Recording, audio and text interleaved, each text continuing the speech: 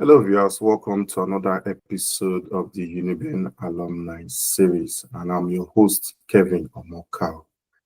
Since the 1980s, the University of Benin has stood as a beacon of resistance and activism, fostering a tradition of fearless student leadership that has shaped the course of Nigeria's democratic journey. From its halls of learning have emerged visionary leaders who have galvanized movements and inspired generations. Notably, in the last 2 decades, Uniben has nurtured two stalwarts of student activism, Comrades Jude Imagwe and Aruna Kadiri, who have both held the esteemed position of President of the National Association of Nigerian Students, Nans. Today, I'm honored to welcome Comrade Aruna Kadiri, the 39th President of Nans, to share his remarkable Uniben story and insights with us. Thank you, Comrade Aruna, for joining us today. Thank you for having me. Thank you very much. And Comrade Aruna, he has a triple certification from the University of Benin. He has a diploma in social work from Uniben. He has a Bachelor of Science in Public Administration and a Master in Public Administration. Quite a lot. You are indeed a Uniben ambassador. Mr. President, I would like to comment from the degree aspect. You have 3 degrees from Uniben, and why did you settle for Uniben for all degrees? I personally know you as someone that has traveled far and wide, especially the length and breadth of Nigeria. You have visited a lot of tertiary institutions in Nigeria, if not at least one in every state in Nigeria. So why did you choose to settle for Uniben for all of your certifications, all of your degrees? All right. Thank you very much for this question. First and foremost, the name Uniben, like we have likely coined it to be, it's popularly known as Unibest. And once you taste the Unibest experience, it's difficult to detach from it. From my diploma days to my first degree to my second degree, like you rightly said, I have traveled the length and breadth of this country. I have I've gone far and wide, both in this country and beyond the shores of this country. I've not been opportune to school outside this country, which of course I'm looking forward to. But the opportunities I've had in this country, I have decided to, you know, acquire all my degrees here in this country, here in University of Benin in Nigeria, because like I rightly said, Uniben is Unibest. In my school days, I attained several heights in students unionism, and that afforded me the opportunity to have different tastes and different experience in other campuses. And I come to realize that University of Benin, it doesn't just earn that name Unibest. It is actually, you know, Unibest when it comes to tertiary institutions in Nigeria. There are certain things in our unionism, in our union days. There are certain things we don't tolerate in Uniben in terms of facilities, in terms of, association with management, in terms of dealings with management. There are certain things we don't tolerate that I found out that it is a norm in different universities, in different tertiary institutions in Nigeria. It's like a normal thing in different tertiary institutions in Nigeria. You come to Uniben at night, you see everywhere, all the lighting system. Once we go around and we see one not functioning, even if hundreds are functioning and one is not functioning, it calls for concern and we call on the management to say, why is this not functioning? Meanwhile, if you go to other tertiary institutions, it is normal when you see a complete blackout. So like you asked, I couldn't leave the comfort, and the facilities in Uniben to go to other schools, to experience other schools because I was used to the Uniben comfort, the Unibest, activities and all of that. Thank you, Mr. President. You're almost delving into my next question, right? Because I want to ask your time as a Uniben student, how was it like, especially your undergraduate days, your diploma and your BSc days? How was it like generally? It was tough because the school will want to bring out the best in you, and in trying to bring out the best in you, it will look like you are going through, it will look like the head of a camel passing through the eye of a needle. So it was tough. The experience was worth it. It was an exciting experience amidst the tough nature of the school. The academic activities is rigorous.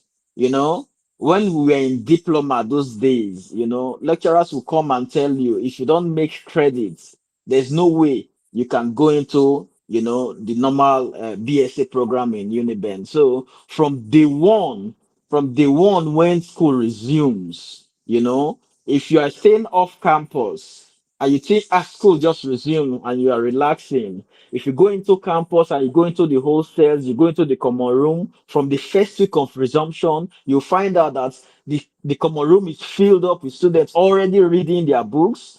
And it will amaze you. You will not be asking yourself, is it the same exam I want to write that these people want to write?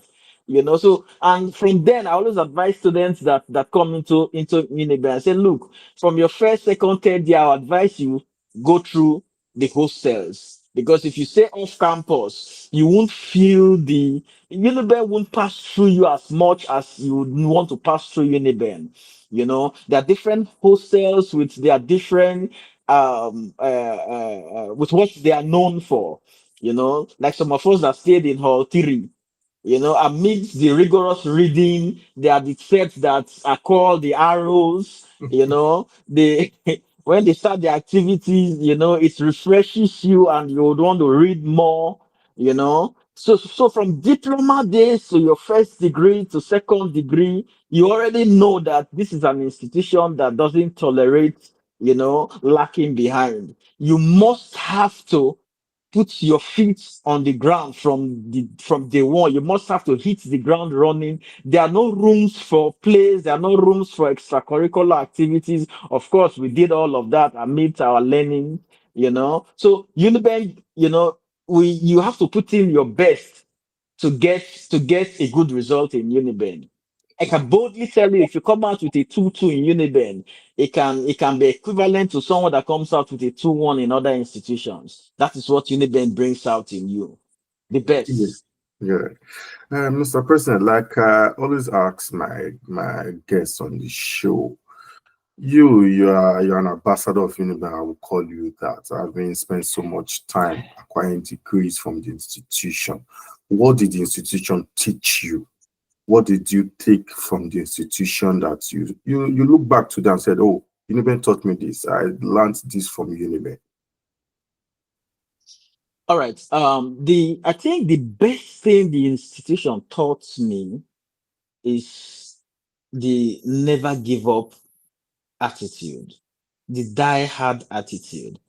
The things I do presently, I never learned it from the classroom, but I learned it from the process of passing through University of Benin. I learned it from the things Uniben instills in you. I do haulage. I do production of yogurt and granola. All of these things I never learned it from the four walls of University of Benin. But Uniben always instills something in you. Never give up. The die hard. An average University of Benin student can go to anywhere in the world and they will reckon as the best amongst the equal in anywhere in the world. Because passing through University of Benin, you have seen it all. You have seen 99%, like we'll always say, one no go kill us if we don't see 99. That is what Uniben gives to you. So, if you understand the nature of work I do haulage, transport. It's one of the most difficult business. You deal with drivers, you deal with mechanics, you deal with artisans. This set of people are one of the most difficult people to deal with. The Uniben has built you to get ready for the tougher world. That's how I put it. Okay. Let's talk about student politics, how you got into student unionism, student politics. Why did you get into it, and how did you get into student politics? All right. First and foremost, I'm a born activist. I hate oppression. I always want to get the best. And I always want to see everybody being carried along. And when I entered University of Benin, from my diploma days, I found out that the only way to achieve, the innate desires in me is to get involved in politics. I don't like when you decide and come and tell me this is what we have decided. I always like to be where the decision is being taken. So I entered the politics of University of Benin, and I found out that I think if I push myself further in going into the global, world of activism, I would be in a better position to give my best. So that was how I entered into Nans, National Association of Nigerian Students, which is a wider, range. And I had mentors like Sylvester Oko, that who was a former Nans official that took me into, Nans politics. I started by attending Senate meetings, Nans activities, and all of that. And I think my second year, diploma is 2 years. My second year, I became the deputy coordinator of Nans Zone B. Nans Zone B comprised of the South, South, and Southeast states. That's how, because Nans, as at then, the constitution have been reviewed. We now have six geopolitical zones, just as the country has six geopolitical zones. But as at then, we had just four geopolitical zones, whereby the southeast and the south are combined as one zone. So I was the deputy coordinator of the zone, after which I became the coordinator of the zone, after which, during my master's days, because in Nance, so long you are a student, even if you are a PhD student, you are eligible to contest, any position. That's how I aspired to becoming the Nance president, and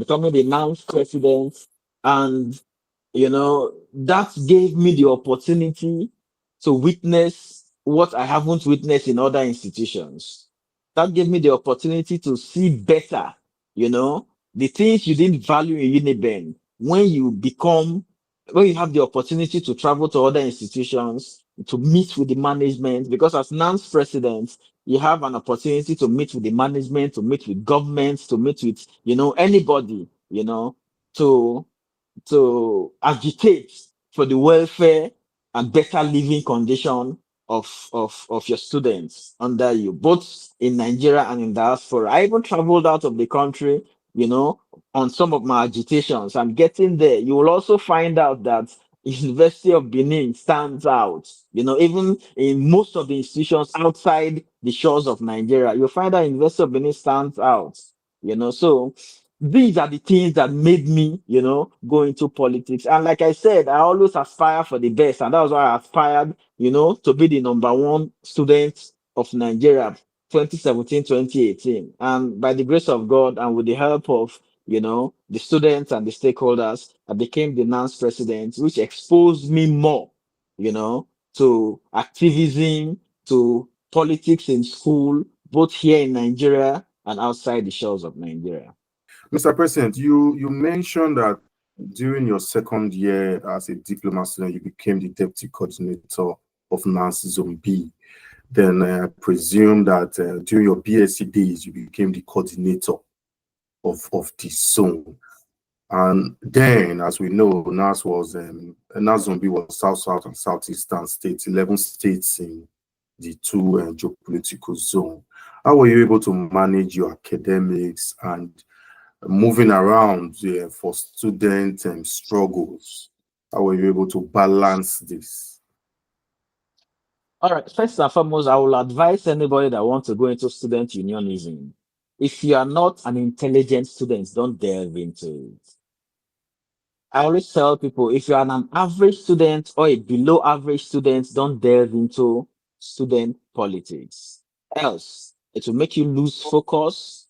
And at the end of the day, you might end up not getting what you know, Initially, initially went yeah. to school to get. Now, student activism, most especially Nans activities, are very rigorous. But you must have to strike a balance between your academics, which is your primary motive of going into entering, getting admission into the school. You must have to strike a balance between your academics and your students, activities. Now, I say it's rigorous because in the midst of traveling, in the midst of agitations from one campus to the other, you must find out time to look at your books.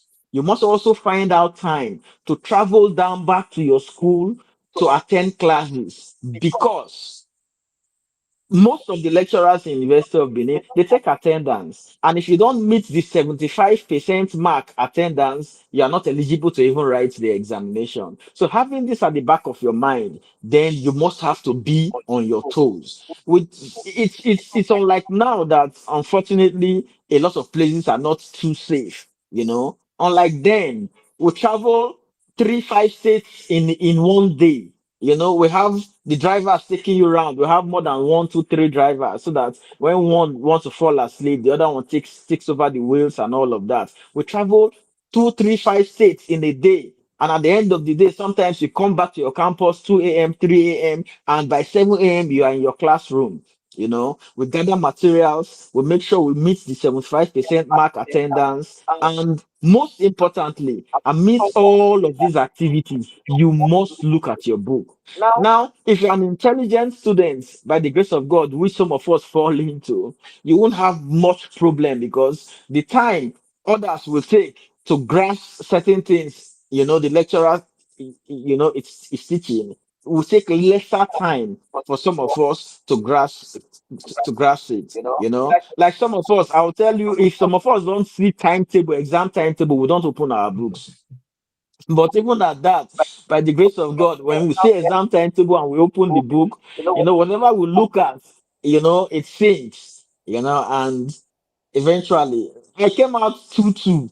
If I was if it's not student activity, student unionism, I can bet you I won't boast I'll come out first class, but I can bet you I'll come out a strong 2-1. But I came out 2-2 amidst all of these rigorous student activities. So I think it's a good one to me. Okay. Let's talk about your time as Nans president, the number one student in the country. What what can you say was your biggest achievement during your tenure as Nans president? All right. Amidst other achievements, there are lots of achievements, which if we want to start counting, there are lots and lots of achievements. But amidst all of those achievements, there's a policy the government at my time wanted to reel out. A policy whereby um, the government claimed there was no fund. That was the Buhari regime. Claimed there was no fund and instructed all schools to be registering 30% of graduates for the NYSC scheme. Hmm. I called for a meeting, stakeholders meeting. We reviewed it, and I found out that if every graduate, you take 30% from every institution, the next graduating set, you take 30%. In 5 years, we'll have backlogs of thousands, if not millions of students that have not, gone through the scheme. And, in Nigeria, if you don't go through the NYSC scheme, you are not eligible for government employment and certain employment. You're not even eligible, to contest certain positions in Nigeria because if you present your certificate BSc, for example, it is expected that the NYSC discharge certificate, is followed with, So we met with the DG NYSC then, and he said, well, it's beyond his powers that the president had given a marching order that they should, mobilize 30% of, graduates. And schools were already complying, you know. And I said, no, this will not be possible. We had series of meetings, series of engagements, which led to a looter and all of that. The president became uncomfortable with the activities because there was some form of civil disobedience and all of that. And the president called myself, the DJNYC, and we sat for a meeting to see how we go about it. And I drilled out why it will, not be good for the youth, why while the policy will keep the graduating students, the graduates idle for a very long period of time, while it will become a time whereby if your father doesn't have a name, you won't have a slot to go for NYSC. Where it will be where it will be mobilizing for the scheme will be as difficult as getting a work in Shell, Chevron, and all the likes. And the president saw reasons and gave a marching order to the DGNYC to mobilize 100%. And as at this time, by the time we were resolving it, camp were due to open by the following week. We had just less than 1 week for camp, and schools have complied. They have mobilized 30%, submitted to NYC. NYC have shut down the portal, so no more mobilization. So when the president gave that marching order, immediately the DGNYC complied. In this case, there was no time to start sending memos to all the schools. So they now start calling, the Student Affairs Division to say, you can mobilize 100%, you can mobilize 100%. And to me, I felt it was a win-win to me, So after then, I think the following day, I was due to travel to Dubai or Turkey or somewhere, which of course I did. I traveled because the week following, preceding that week, was very rigorous for myself and my team. So I traveled. Only for me to travel, and I started getting messages, calls, from my alma mater, University of Benin, that they refuse to mobilize the 100% that some of us have fought for. I had to cut short my journey, travel down, getting to University of Benin, getting to Student Affairs Division, where of course they do the mobilization. I met more than 3,000 students crying that they have not been mobilized and all of that. I met with the Student Affairs officer. Sir, this is the position. I said no, that the NYC gave him memo directing him to mobilize 30%. That if they don't give him memo directing him to mobilize 100%, that he cannot do that. I called the DG NYC. DG said he has called the student affairs officer. I met the student affairs officer. He said no, he hasn't called. I said okay, I know what to do. So I met with the dean of students. I said please, I'll have a meeting in your office by 2 p.m. He said no problem. I met with the student affairs officer, and I said let's have a meeting in dean's office by 2 p.m. He said no problem. So I called the DJNYC. Please, sir, oblige me. I want to put you on a call. We'll be having XYZ meeting. And he said, no problem. 2 p.m. we were seated. They didn't know all of the arrangements I have made. I called the DJNYC, and the DJNYC asked, is the student affairs officer there? And we said yes. And he said, sir, have I not called you to mobilize 100%? My brother, you won't believe what happened next. This man knelt down. I was begging, sir, I'll do that right away. I'll do that right away. I'll do that. And why haven't you done Yeah, it? what was the reason he gave? Why? What was the reason? Why haven't you done it? He said, well, he was expecting memo. They said, no, we gave you a call because there was no time to start sending memos round. Yeah.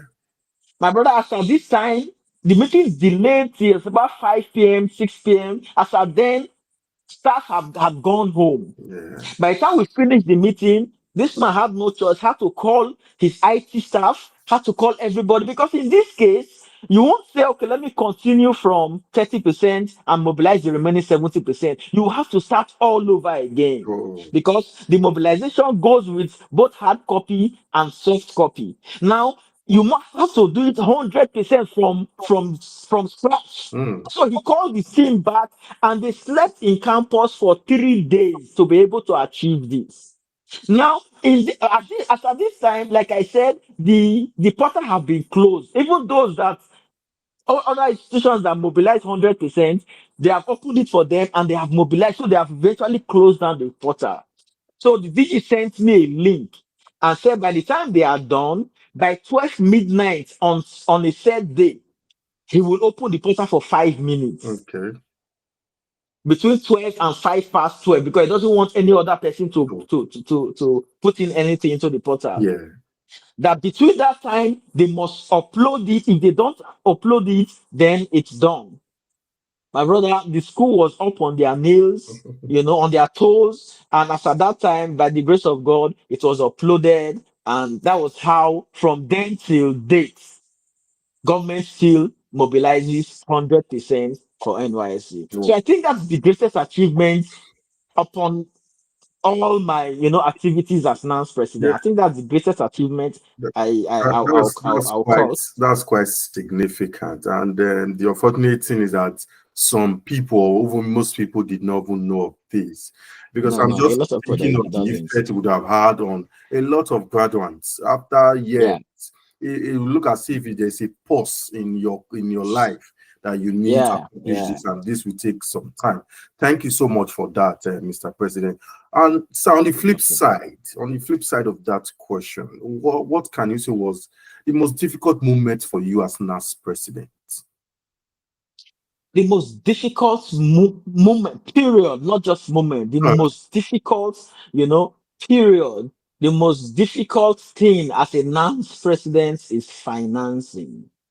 okay. Financing is the most difficult thing as a NANS president because normally the local unions, SCG in various institutions are supposed to pay capitation dues to NANS. And that NANS is supposed to use that to fund their activities. But I dare say that more than 80% don't comply to these payments.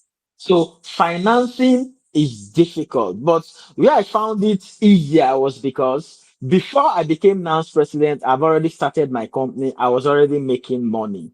So it wasn't difficult for me to dip my hands into my, you know, Funds. personal accounts to Yeah. fund most of these activities. Most of the protests I led was funded by myself, and that is why most people always say, government buys over NANS and all of that. Because if you don't have the finances and you don't have what it takes to resist, the inducement from government and all of that, you will fall prey, and anything goes. So I think the most difficult thing as a NANS president is the financing. It was difficult because as at the end of my tenure as NANS president, I came back to my company, and believe you me, I had to start from the ground zero for my company and have raising it to where it is today again. Okay. Okay. Activism is quite significant in a developing democracy like ours. People do say that activism has watered down in our country, and do you think student youth activism has actually declined in our country? Because in the 80s, the protests against the structural adjustment program, the protests against military dictatorship in the country, we saw students and youth um, protests at the vanguard of all this activism. Do you think that in present times, in our recent democracy, activism has watered down? Yes, the answer to that is a straight yes, and I'll And tell you why? why. Yes, and why? Why? Good. Now, during the military era, we know the psyche of a military personnel. A military personnel doesn't want to see you on the streets. If a military personnel sees you on the streets, they can do anything and anything goes. It's different from civilian rule, whereby you have freedom of association, freedom of speech, freedom of movement and all of that. During the military era, all of these were not, all of these were not, there was nothing like freedom of speech, freedom. There are certain things you say and you go in for it. Activism seemed to be very strong then because amidst all of these military, tendencies, that students still have the courage to go and agitate for one thing or the other. And students were shot at, students were beaten, students were arrested, and all of that. So it made the news. They were heroes. Now we're into democracy. An average politician don't want to see students on the street because opposition party will capitalize on it, and water down your administration. So for a government to see you on the street, they don't mind paying you anything, to get off the street, not to even go into the street in the first place. And trust me, students being who they are, as at that level, you have not started seeing money. So when government flashes money in your face, resisting the temptation becomes very difficult. So I think that is some of the reasons that have watered down activism in a growing democracy like ours. Because trust me, as a Nans president, I was tempted a lot of times. I can reel out some of the times where I was offered a blank check, during Buhari, when Dogara was Speaker of House of Rep. If you could remember, then there was this issue of budget padding and all of that, and from the National Assembly, I was offered 40 million to come out with my students to say National Assembly are not involved in this whole brouhaha. I refused, and they said, okay, they think 40 million is too small. They gave me a blank check to say, what do you want? And after then, I think I was just 3 weeks into office, with lots of debts piling up. Hotels, I've had, I think, about 10 rooms in a hotel where myself and my boys were lodging. As at then, I've not paid 1 naira, and I didn't even know how to pay. It was amidst all of It this, was such quite temptation tempting. came. Yes, so it was quite tempting, but because of the kind of person I am, we were able to resist it, and by the grace of God, uh, and they didn't stop there. To also tell you how the extent politicians would want to go. Some of my boys went behind to tell them, sir, don't worry, we can do it. At the end of the day, we'll beg the president, he's our guy who will leave it and all of that. They were already having a meeting on how to go about the sharing formula of the monies and all of that. Where one of my boys in the meeting sent me a text message, Presido, we are in Hilton. This is what is going on. And I said, okay, so long I am president of Nans, it will not happen. And I escalated it on social media. While they were there in the meeting, they saw it, and that was what ended the meeting. After which they started coming to do damage control and all of that. A lot of things followed suit, Mm. and I knew they were involved, and they wanted us to come out to claim they were not involved in the budget padding brouhaha. So a lot of all of these things plays behind the scene. I've been taken to Aso Villa, where I have met with First Lady, one on one, where I was offered certain things, where I also refused. In one of all of these encounters, RBS Equisili, head of it, called me, invited me to her house and asked, young man, who are you? I said, my name is Aruna Kadiri. He said, no, who are you? Amidst all of this economic hardship, you have been offered XYZ. I've heard of countless things you have been offered, to betray your cause, and you have stood firm and you have rejected it. Who are you? We had a long discussion. I had the opportunity to know about her history, where she told me her activism. She started from when she was a young girl. She didn't just start as obvious a Christian that everybody now know and all of that. So all of these, I can tell you, has watered down activism, unionism in Nigeria. Okay. Still on activism, unionism as well. you are a stakeholder in Nans, a senior one as at that. Uh, your association is currently in the news for not too good reasons. And I want to put it to you. I don't know if you attended the last convention. I don't know if you still get involved uh, in the activities. Who is the current president of NAS? Well, once a president constitutionally makes you a life president of the organization. Okay. So one way or the other, we still get dragged into the activities of Nans. One way or the other, we find ourselves funding most of the activities of Nans. Because if the funding is left alone for government, they say who dictates the tone, dictates whatever, Yeah. Yeah, so yes, I am still very much involved in the activities of NANS. Now, a straightforward answer to your question is this. Ladoja is the elected president of NANS. Okay. Was he elected on the parade ground, the convention held on parade ground, or because I did not follow totally the old news, but I had flashes from different media houses about a certain is it Atiku, a certain Abubakar or so, then Ladoja another. So I'm just confused. You as a stakeholder, I think you are in a better position to tell us. Oh, Okay, I'll give it to you as it is. okay, President. Like I said, Ladoja is the president of NANS. Even though some of us didn't support him, we have our different reasons. We didn't support him. Eventually, we stood neutral, and I'll tell you the reasons. I'll tell you why. Now, Atiku is a product of protests of the activities going on in Nans. Ladoja was sponsored by Sheyi Tinubu, Oh, the son of the president. okay. Ladoja is a Yoruba by birth. Now, these are where the grievances came in from.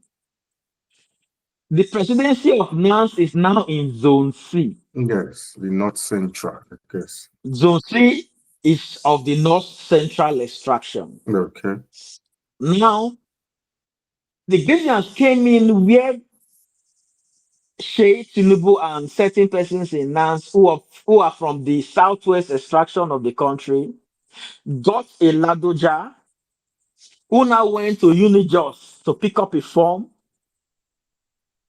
got admitted in Unijos, you know, because of the sole reason of becoming a Nans president. So the grievance is okay, it is the turn of North Central. You have got to bring somebody from Southwest Mm. to come and take our turn in North Central. Oh, Meanwhile, after Zone C, the next presidency goes to Zone D, South. which is the Southwest extraction. Oh, Meaning, after the Yoruba have ruled us in Zone C, Yoruba will now go and still rule us in Zone D. okay, And only God knows, but for maybe in Zone E. but for clarification, Mr. President, the zoning, I guess it is for the tertiary institutions. It is not with ethnic coloration. I think. Yeah, Yes. okay. So Yes, because I but when the constitution was reviewed, okay, when it's now six geopolitical zones yeah, as it is, now there was this agreement that let it be rotated so that each zone can get the full benefits of the Nance no, presidency. It is not a constitutional issue. Meaning, as as somebody from South, I can still go to anywhere, pick up a form, and contest from anywhere of the country, any part of the mm, country. But morality speaks okay, volume, whereby it is already perceived that from the presidency down. I'm an APC man, but you say it Yeah. as it is.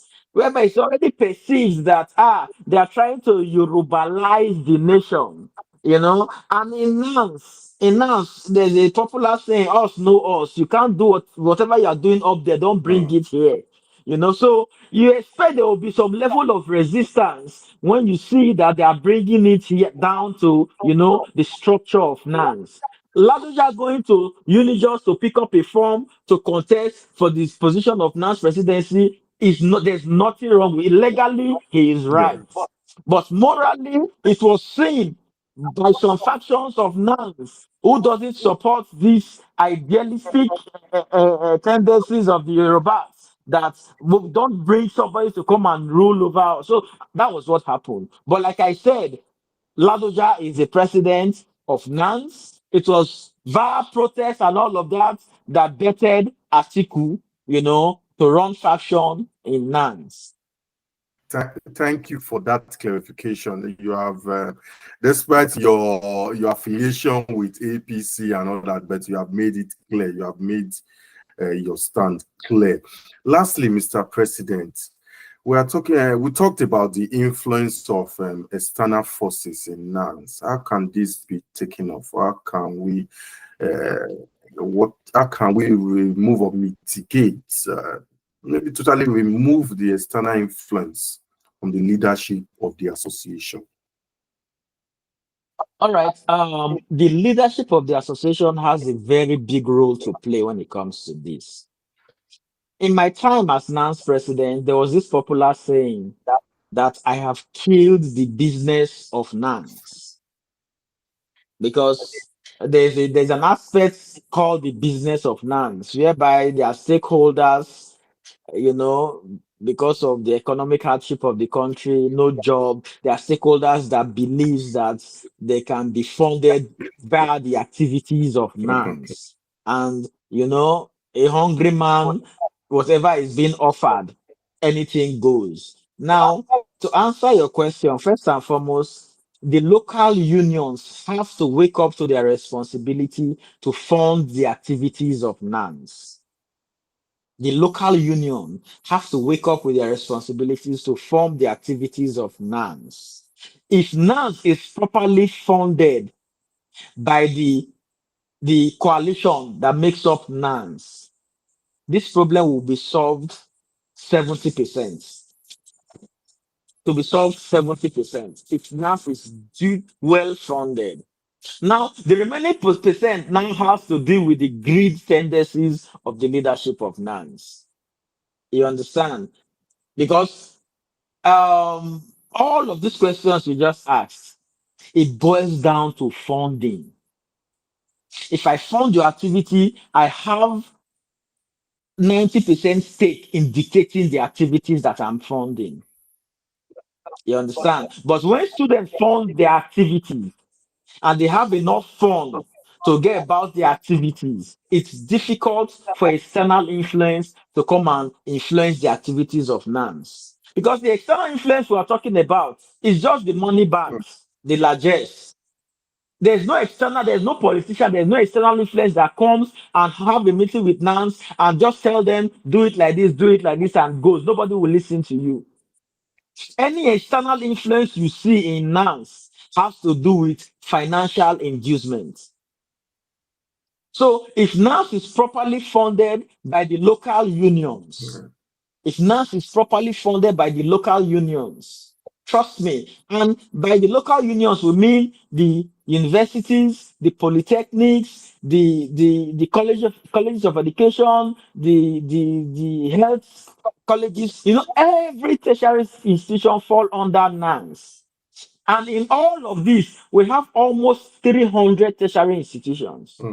So just imagine almost 300 tertiary institutions pay capitation due to NANS. NANS will be well funded, and external influence will naturally die out. Thank you so much, Mr. President. It has been really engaging speaking with you. Thank you for creating time to be with us today. Thank you very much. I've been You're speaking with Comrade Aruna Kadiri, the 39th President of the National Association of Nigerian Students and the Chief Executive Officer of Apuruk Services. Continue to subscribe to our channel, bringing more exclusive interviews of Uniben alumni. Bye for now. 1970, we sure we did the forefront. Knowledge for service, for sure we did the work. Auditorium to basement of all faculty of law.